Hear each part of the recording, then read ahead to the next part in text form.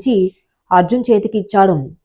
అమ్మగారు మీరు కూడా పట్టుకోండి, పురోహితుడు స్నేహకు చెప్పాడు.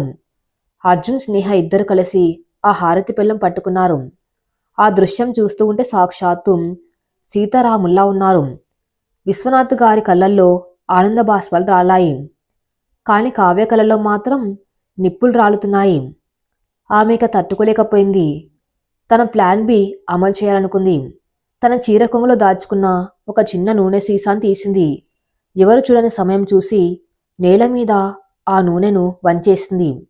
ఆమె ప్లాన్ ఏంటంటే, స్నేహ ప్రదక్షిణలు చేస్తున్నప్పుడు ఆ నూనె మీద కాలు వేసి జారిపడాలి. ఆ హారతి ఆమె మీదే పడాలి. అప్పుడు పూజ ఆగిపోతుంది. స్నేహకు గాయాలవుతాయి. స్నేహ, అర్జున్ హారతి ఇస్తూ అందరి దగ్గరకు వస్తున్నారు. కావ్య ఉన్న సోఫా దగ్గరకు రాగానే స్నేహ ఆ నూనె మరకను గమనించింది. లైట్ల వెలుతురులో అది తలతల మెరుస్తుంది. స్నేహ పెదవుల మీద చిరునవ్వు మెరిసింది. నువ్వు తవ్విన గోతులో నువ్వే పడతావు కావ్య అని అనుకుంది. స్నేహ ఆరతి పళ్ళం అర్జున్ చేతికి పూర్తిగా ఇచ్చేసి, అర్జున్, కావ్య గారికి ప్రత్యేకంగా హారతి ఇవ్వండి, ఆమె కోలుకోవాలి కదా అని చెప్పింది. అర్జున్ ఆశ్చర్యపోయినా స్నేహ మాటలో అంతర్యం గ్రహించి ముందుకు వెళ్ళాడు. స్నేహ వెనక నుండి కావ్య సోఫా దగ్గరకు వెళ్ళింది.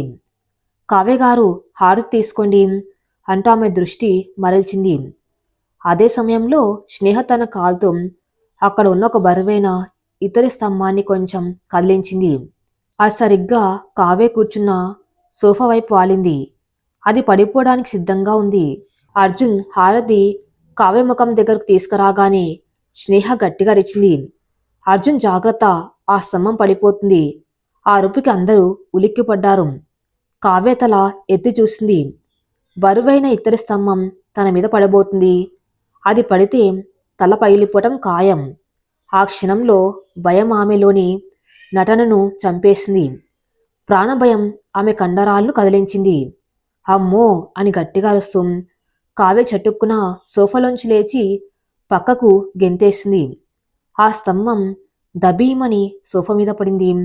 హాలంతా నిశ్శబ్దం. Pin drop silence. అందరి కళ్ళు కావ్య మీదే ఉన్నాయి. కావ్య సోఫాకు 2 అడుగుల దూరంలో తన 2 కాళ్ల మీద నిటారుగా నిలబడి ఉంది. ఆమెకు ఏ ఆసరా లేదు, వీల్చైర్ లేదు, నర్సు లేదు. 5 ఏళ్లుగా పక్షవాతమని, కాలు కదపలేదని చెప్పిన కావ్య ఇప్పుడు స్వింగ్లా లేచి నిలబడింది. కావ్యకు విషయం అర్థం కావడానికి కొన్ని సెకండ్లు పట్టింది. ఆమె చుట్టూ చూసింది. అందరు తన కాళ్ల వైపు చూస్తున్నారు. ఆమెకు చెమటలు పట్టేశాయి. దొరికిపోయాను. కావ్య అర్జున్ గర్జన హాల్ గోడలను పగలగొట్టేలా వినిపించింది. అర్జున్ చేతిలోని హారతి పళ్ళం పక్కన పెట్టి ఆవేశంగా కావ్య దగ్గరికి వచ్చాడు. ఇదేంటి, ఇదెలా సాధ్యం? నువ్వు నడవగలవా? అర్జున్ కళ్ళు నిప్పులు చెరుగుతున్నాయి. కావ్య వణికిపోయింది. అర్జున్, అది భయంతో డాక్టర్లు చెప్పారు కదా, షాక్ తగిలితే అంటూ ఏదో కవర్ చేయడానికి తలబడింది. షటప్, అర్జున్ గట్టిగా అరిచాడు. ఇంకా ఎన్ని అబద్ధాలు? షాక్ తగిలితే కాలు కదులుతుందేమో కానీ ఇలా ఒలింపిక్స్ రన్నర్లా గెంతలేరు. అంటే ఇన్నాళ్ళు నువ్వు ఆడింది నాటకమా? వీల్చైర్లో కూర్చుని నన్ను, నా కుటుంబాన్ని ఫూల్స్ని చేశావా? స్నేహ ముందుకు వచ్చింది. తన ఫోన్ తీసి ఉదయం విక్రమ్ పంపిన వీడియోను టీవీకి కనెక్ట్ చేసింది. పెద్ద స్క్రీన్ మీద కావ్య జిమ్లో ట్రెడ్మిల్ మీద పరిగెడుతున్న దృశ్యం ప్లే అయింది. అది చూడగానే విశ్వనాథ్ గారు గుండె పట్టుకుని కులవడిపోయారు. మోసం, ఎంత పెద్ద మోసం! విషపాముని ఇంట్లో పెట్టుకున్నాం. కావ్య ఇక తప్పించుకోలేనని అర్థం చేసుకుంది. ఆ ముఖంలోని అమాయకత్వం మాయమైపోయింది. దాని స్థానంలో ఒక క్రూరత్వం, తెగింపు వచ్చాయి. అవునరా, నటించాను, తప్పేముంది? కావ్య గట్టిగా అరిచింది. నాకు అన్యాయం జరిగింది. 5 ఏళ్ల క్రితం ఆ యాక్సిడెంట్ వల్ల నా కెరియర్, నా జీవితం నాశనమయ్యాయి. సుజాత ఆంటీ నన్ను కాపాడింది. కానీ ప్రతిఫలంగా నన్ను పావుగా వాడుకుంది. ఇప్పుడు నేను నా హక్కు కోసం వచ్చాను. అర్జున్ నావాడు, ఈ ఆస్తి నాది. ఈ స్నేహం మధ్యలో వచ్చిన బిచ్చగత్తే. నోర్మి! అర్జున్ కావ్య చెంప పగలగొట్టాడు. ఆ దెబ్బ కావ్య కింద పడింది. నువ్వు ప్రేమ అనే పదానికి అర్థం కూడా తెలియని దానివి. డబ్బు కోసం, ఆస్తి కోసం ప్రేమను అడ్డు పెట్టుకున్నావు. సుజాత్తో కలిసి నా సంసారాన్ని కూల్చాలని చూశావు. స్నేహను దొంగం చేయాలని చూశావు. చీ, నిన్ను ప్రేమించినందుకు నన్ను నేను చెప్పుతో కొట్టుకోవాలి. అర్జున్ అసహించుకున్నాడు. స్నేహ కావ్య దగ్గరికి వెళ్ళింది. కింద పడ్డ కావ్య కళ్ళల్లోకి చూస్తూ, కావ్య గారు, మీరన్నట్టు నీ మధ్యలో వచ్చిన దాన్ని కావచ్చు. కానీ నేను ధర్మం వైపు ఉన్నాను, మీరు అధర్మం వైపు ఉన్నారు. రావణాసుడు కూడా సీతమ్మను ఎత్తుకెళ్ళి తందనుకున్నాడు. కాని చివరికి మిగిలింది బూడిద మాత్రమే. ఈరోజు మీ అబద్ధం కూడా బూడిదైపోయింది అని చెప్పింది. అర్జున్ సెక్యూరిటీని పిలిచాడు. ఈమెను బయటికి గెంటేయండి, కాదు పోలీసులకు ఫోన్ చేయండి, ఫ్రాడ్, చీటింగ్, ఫోర్జరీ అన్ని కేసులు పెట్టండి, సుజాత అత్తయ్య పేరు కూడా ఎఫ్ఐఆర్లో చేర్చండి, వాళ్ళిద్దరు జైల్లో చిప్పకూడు తినవలసిందే. కావ్య భయంతో అర్జున్ కాళ్ళు పట్టుకోబోయింది. అర్జున్, ప్లీజ్ క్షమించు, నేను వెళ్ళిపోతాను, జైలుకు పంపకు, వదులు నా కాళ్ళు. అర్జున్ ఆమెను విదిలించుకున్నాడు. నువ్వు నా ప్రేమకు జాలికి అర్హురాలివి కాదు, తీసుకెళ్ళండి. సెక్యూరిటీ గార్డ్స్ కావ్యను ఈడ్చుకుంటూ బయటకు తీసుకెళ్లారు. ఆమె అరుపులు ఆ పెద్ద భవంతిలో ప్రధ్వనించి మాయమయ్యాయి. హాల్లో నిశ్శబ్దం ఆవరించింది. అర్జున్ నెమ్మదిగా స్నేహ దగ్గరికి వచ్చాడు. ఆమె రెండు చేతులు పట్టుకొని తన కళ్ళకద్దుకున్నాడు. థ్యాంక్ యూ స్నేహ, నువ్వు లేకపోతే నేను ఈ మాయలో, ఈ మోసంలో జీవితాంతం బందీగా ఉండేవాణ్ణి. నన్ను రక్షించావు, ఈ ఇంటిని రక్షించావు. స్నేహ చిరునవ్వుతో, ఇది మన ఇల్లు అర్జున్, దీన్ని కాపాడుకోవటం నా బాధ్యత అంది. విశ్వనాథ్ గారు వారిద్దరిని దగ్గరికి తీసుకున్నారు. ఇకనైనా మీరు సంతోషంగా ఉండాలి, పీడ విరగడైంది అని ఆశీర్వదించారు. ఆ రాత్రి నిజంగానే శాంతి పూజ ఫలించింది. ఇంటికి పట్టిన గ్రహణం వీడింది. అర్జున్ స్నేహ బంధం అగ్ని పరీక్షలో నెగ్గి మరింత స్వచ్ఛంగా మారింది. కానీ జైలుకు వెళ్ళిన కావ్య, బయట ఉన్న సుజాత అంత తేలిగ్గా వదిలేస్తారా? పగ అనేది విషం లాంటిది. అది శరీరాన్ని వదిలినా మనసులో ఉండిపోతుంది. సుజాత పోలీస్ స్టేషన్ బెయిల్ కోసం ప్రయత్నిస్తూ ఉండగా ఆమెకు ఒక ఫోన్ వచ్చింది. అది ఒక గుర్తు తెలియని వ్యక్తి నుండి. హలో సుజాత గారు, మీ శత్రువు అర్జున్ అని నాకు తెలుసు, నా శత్రువు కూడా అతనే, మనం చేతులు కలుపుదామా? ఆ గొంతులో గాంభీర్యం ఉంది. సుజాత కళ్ళు మెరిశాయి. ఎవరు మీరు?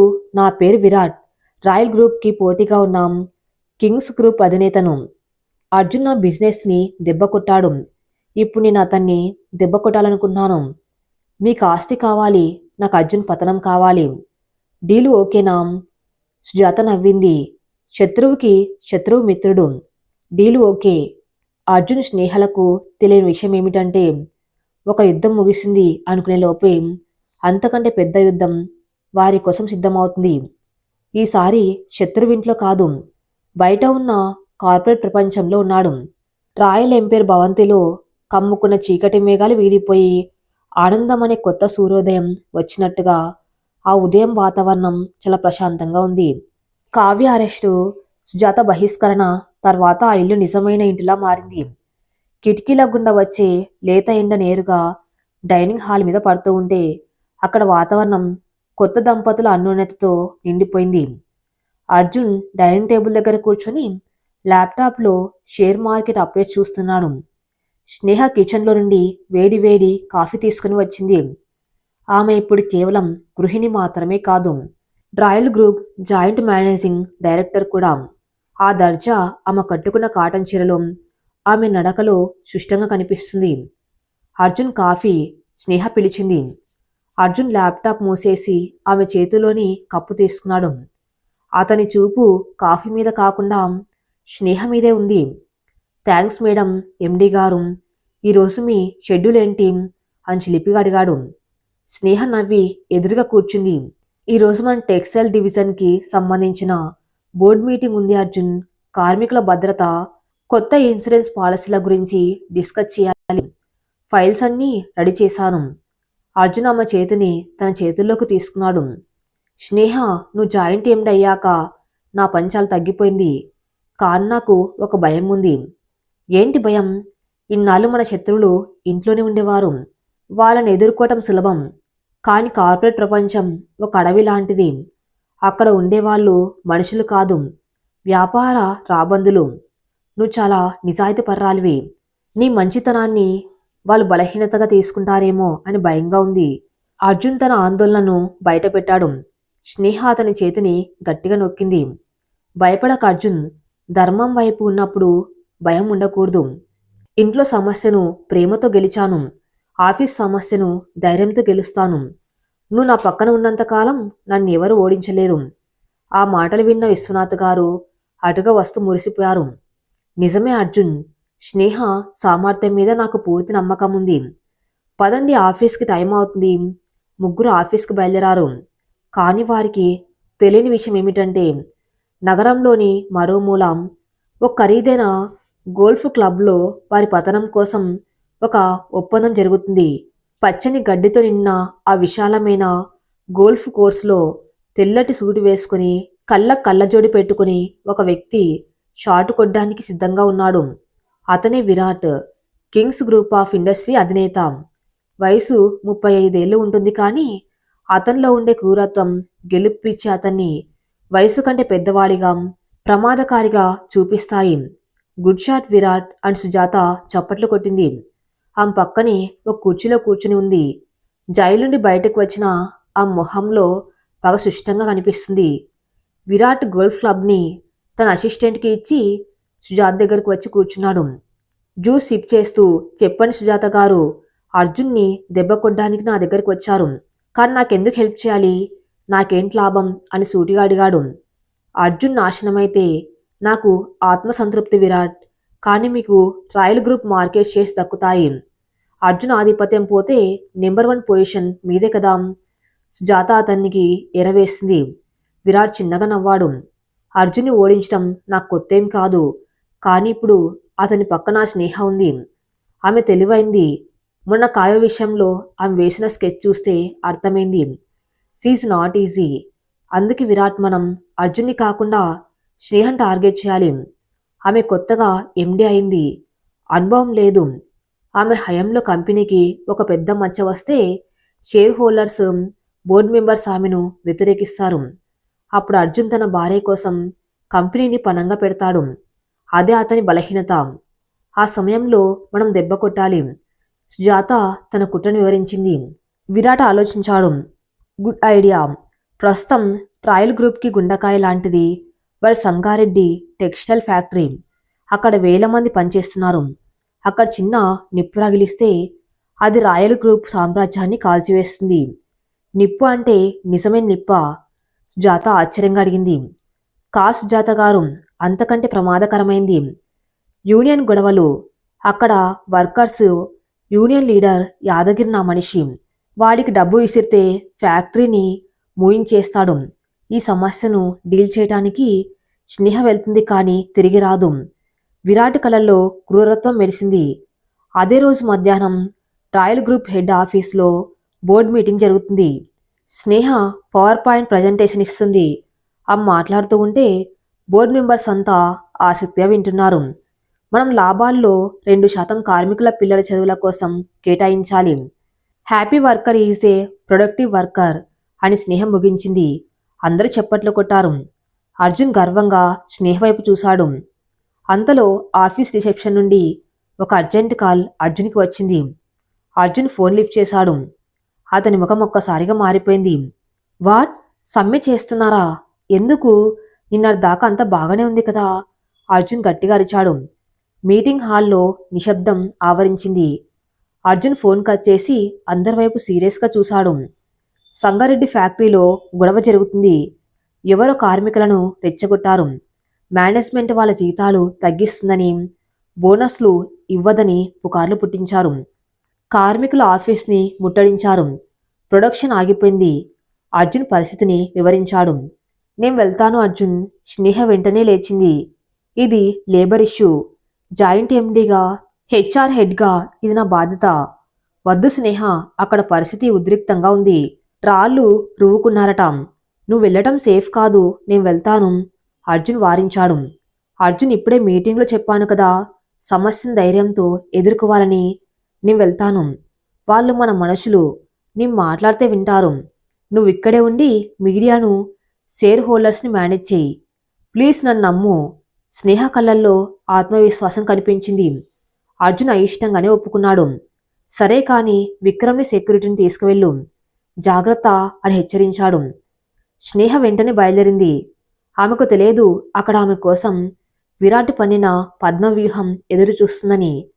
సంగారెడ్డి టెక్స్టైల్ ఫ్యాక్టరీ గేటు బయట యుద్ధ వాతావరణం నెలకొని ఉంది. వందలాది మంది కార్మికులు జెండాలు పట్టుకుని నినాదాలు చేస్తున్నారు. యాజమాన్యం నశించాలి, మా పొట్ట కొట్టొద్దు అని అరుస్తున్నారు. గేట్లు విరగొట్టడానికి ప్రయత్నిస్తున్నారు. అక్కడ ఉన్న మేనేజర్లు లోపల దాక్కున్నారు. పోలీసులు పరిస్థితిని అదుపు చేయడానికి ప్రయత్నిస్తున్నా జనసందోహం ఎక్కువగా ఉంది. యూనియన్ లీడర్ యాదగిరి మైక్లో అరుస్తున్నాడు. చూసారా సోదరులారా, మనం ఎండనక వాననక కష్టపడితే ఆ ఏసీ గదుల్లో కూర్చున్న ఓనర్లు మన పొట్ట కొట్టి లాభాలు తింటున్నారు. ఈ రోజుతో తేల్చుకుందాం. ఎండి గారు వచ్చే వరకు కదలేదే లేదు. దూరం నుండి స్నేహ కారు, దాని వెనుక 2 సెక్యూరిటీ వాహనాలు వచ్చాయి. జనం కారును చుట్టుముట్టారు. అర్జున్ రాయ్ డౌన్ డౌన్ అని అరుస్తూ కారు అద్దాల మీద కొట్టడం మొదలుపెట్టారు. సెక్యూరిటీ గార్డ్స్ కష్టపడి జనాన్ని పక్కకు నెట్టి స్నేహ కారు కారు దిగడానికి దారి చేశారు. స్నేహ కారు దిగింది. ఆమెను చూడగానే యాదగిరి వెటకరంగా నవ్వాడు. ఓ, దొర రాలేదా? దొరసాన్ని పంపాడా? ఆడవాళ్ళతో మాట్లాడితే మన కోపం తగ్గుతుందనుకున్నాడేమో. ఏమో, వంటగదిలో గరిట తిప్పినంత ఈజీ కాదు ఫ్యాక్టరీ నడపటం. వెనక్కి వెళ్ళిపో. కార్మికులు కూడా గొల్లును నవ్వారు. మాకు అర్జున్ గారు కావాలి, నువ్వు వెళ్ళిపో అని అరిచారు. స్నేహ ఏమాత్రం బెదర్లేదు. ఆమె నేరుగా యాదగిరి దగ్గరకు నడిచింది. ఆమె వెనుక విక్రమ్ కంగారు పడుతున్నాడు. స్నేహ యాదగిరి చేతిలోని మైక్ని లాక్కుంది. ఆ చర్యకు యాదగిరి షాక్ అయ్యాడు. స్నేహ ఒక ఎత్తైన వేదిక మీద నిలబడింది. అందరి వైపు తీక్షణంగా చూసింది. నా పేరు స్నేహ. నేను అర్జున్ గారి భార్యనే కాదు, ఒకప్పుడు మీలాగే కష్టపడి పైకి వచ్చిన ఒక మధ్యతరగతి మనిషిని. మీ సమస్యలు వినడానికే వచ్చాను. కానీ మీరు అరుస్తూ ఉంటే వినపడదు, మాట్లాడితే వినపడుతుంది. స్నేహ గొంతు మైక్లో గంభీరంగా వినిపించింది. జనం కొంచెం శాంతించారు. మీకెవరో చెప్పారు జీతాలు తగ్గిస్తున్నామని. అది అబద్ధం. ఇప్పుడే బోర్డు మీటింగ్లో నిర్ణయం తీసుకున్నాం. మీ అందరికీ 10% బోనస్, మీ పిల్లలకు ఉస్త చదువు ఇవ్వాలని. ఆ పత్రాలు ఇవిగో. స్నేహ చేతిలో ఉన్న ఫైల్ని పైకెత్తి చూపించింది. కార్మికులు ఆశ్చర్యపోయారు. ఒకరి ముఖాలు ఒకరు చూసుకున్నారు. కానీ యాదగిరి అన్న చెప్పాడేం, కంపెనీ నష్టాల్లో ఉంది, మనల్ని తీసేస్తారని ఒక కార్మికుడు అడిగాడు. స్నేహ యాదగిరి వైపు తిరిగింది. యాదగిరి గారు ఎందుకలా చెప్పారో ఆయన్ని అడగాలి. మా కంపెనీ లాభాల్లో ఉంది. మీ కష్టమే మా లాభం. మిమ్మల్ని తీసేస్తే కంపెనీ ఎలా నడుస్తుంది? ఎవరు బయటి వ్యక్తుల మాటలు విని మీకు అన్నం పెట్టే ఫ్యాక్టరీని రాళ్ళతో కొడతారా? స్నేహ మాటల్లో నిజాయితీ కార్మికులను ఆలోచింపజేసింది. యాదగిరి ప్లాన్ ఫెయిల్ అవుతుందని అర్థమైంది. విరాట్కి విషయం తెలిసింది. అతని ఫ్యాక్టరీకి కొంచెం దూరంలో తన కారులో కూర్చొని సీన్ చూస్తున్నాడు. చా, ఈ అమ్మాయి మాటలతో మాయ చేస్తుంది. యాదగిరి ప్లాన్ బి స్టార్ట్ చేయి, విరాట్ బ్లూటూత్లో ఆదేశించాడు. యాదగిరి కళ్ళెగరేశాడు. గుంపులో ఉన్న తన అనుచరులకు సైగ చేశాడు. అకస్మాత్తుగా గుంపులో నుండి ఒక రాయి స్నేహ వైపు దూసుకువచ్చింది. మేడం జాగ్రత్త అని విక్రమ్ అరిచేలోపే ఆ రాయి స్నేహ నుదిటి మీద బలంగా తగిలింది. రక్తం దారగా కారింది. స్నేహ తూలి కింద పడిపోయింది. అమ్మగారిని కొట్టారోయ్ అని ఎవరో అరిచారు. పరిస్థితి అదుపు తప్పింది. యాదగిరి మనుషులు ఫ్యాక్టరీ మీద దాడి చేయటం మొదలుపెట్టారు. సెక్యూరిటీ స్నేహను రక్షించి కారులో ఎక్కించడానికి ప్రయత్నిస్తున్నారు. కానీ జనం కారును కదలనివ్వటం లేదు. అర్జున్ ఆఫీసులో టీవీలో ఈ దృశ్యం చూస్తున్నాడు. Breaking news, royal group MD స్నేహపై దాడి. పరిస్థితి విషమం. అర్జున్ గుండె ఆగిపోయినంత పడైంది. స్నేహ అని అరుస్తూ ఆఫీస్ నుండి పరుగున బయటకు వచ్చాడు. విరాట్, ఇది నీ పనే అని నాకు తెలుసు. స్నేహకు ఏమైనా జరిగితే నేను ప్రాణాలతో వదలను అని అర్జున్ ఆవేశంతో కారు స్టార్ట్ చేశాడు. కానీ ఫ్యాక్టరీకి వెళ్లే దారిలో భారీ ట్రాఫిక్ జామ్. అర్జున్ ఎంత ప్రయత్నించినా కారు ముందుకు కదలడం లేదు. ఫోన్ చేస్తే Sneha phone switch off. Vikram phone lift చేయటం లేదు. ఫ్యాక్టరీ దగ్గర స్నేహ స్పృహ కోల్పోతుంది. రక్తం కళ్ళలోకి జారుతుంది. ఆమెకు మసగ్గా విరాట్ కార్ దూరం నుండి వెళ్ళిపోవటం కనిపించింది. ఆ కారులో సుజాత నవ్వుతూ కనిపించింది. ఇది ప్రమాదం కాదు, కుట్ర అని స్నేహ చివరగా అనుకుంది. ఆ తర్వాత చీకటి ఆమెను కమ్మేసింది.